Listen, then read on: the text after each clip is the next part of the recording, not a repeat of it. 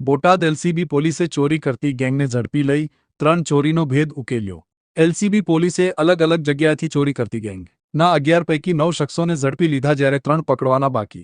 આ ગેંગ બંધ ફેક્ટરીઓ, અવાવરૂ જગ્યાઓ અને ખુલ્લી જગ્યાઓ પર રહેલી ઇલેક્ટ્રિક મોટર સહિતની કિંમતી વસ્તુઓને ટાર્ગેટ બનાવી ચોરી કરતી હતી। પોલીસે આરોપીઓ પાસેથી 12.58 લાખ રૂપિયાથી વધુનો મુદ્દામાલ જપ્ત કર્યો છે। ચોરી કરેલો સામાન આ ગેંગ ભંગારમાં વેચી દેતી હતી, જેથી ઝડપાઈ જવાનો ભય ઓછો રહે।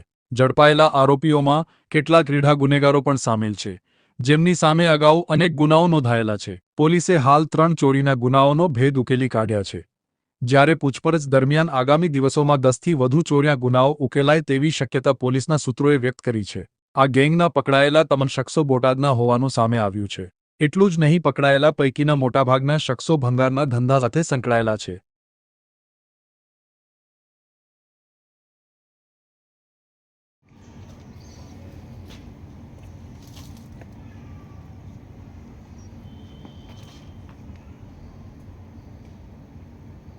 ગઈકાલે જ એક મોટા જે ચોરીનો કૌભાંડ છે, જેમાં અમુક લોકો જે આરોપીઓ છે એ કોઈ ખુલ્લી જગ્યા હોય કે આવી જગ્યા હોય કે જે આપણે એબન્ડન્ટ જગ્યા હોય, ફેક્ટરી હોય, જ્યાંથી મોટર કે માલ સામાન પડ્યું હોય એમને લઈ જઈને અને એમને એસ્ક્રેપમાં આવીને કે બીજી જગ્યા આપીને અને એમનો આર્થિક લાભ લેવાના એમને ચાલુ કર્યું હતું। એમાં 3 ટોટલ ચોરી ડિટેક્ટ થઈ છે અને બીજી ચોરીઓ પણ આમાં આગળ ડિટેક્ટ થશે એવી સંભાવના પણ છે। ઓછામાં ઓછા 10થી વધારે ચોરીઓ આમાં ડિટેક્ટ થવાની સંભાવના છે। અત્યાર સુધી 3 ગુનાઓ જે છે એ લોકોએ કર્યા છે એવું કબૂલાત એમને કરી છે।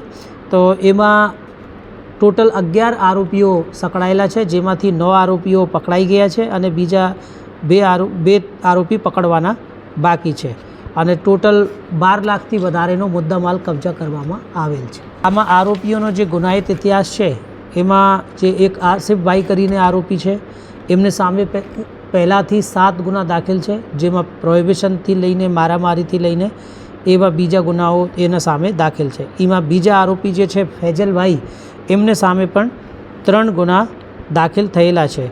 તો ટૂંકમાં એ આરોપી એ આખું ગેંગ છે અને એ જે આરોપીઓનો ગેંગ છે આ કાવતરું રચીને અને આવા ચોરીઓને અંજામ આપતા હોય છે। આપણે અત્યારે પણ ટીમ લાગી જ છે, એટલે આપણે પ્રયાસ ચાલુ છે અને ટૂંક સમયમાં જ બીજા આરોપીઓ પણ આમાં આવી જશે। આરોપીઓ મોસ્ટલી એ બોટાદ જે છે બોટાદ ટાઉનના જ રહેવાવાળા છે। મોસ્ટલી એ છે બોટાદ ટાઉનના જે મુસ્લિમ વિસ્તારના આરોપીઓ છે, એટલે એ જ મોસ્ટલી આરોપી છે આમાં।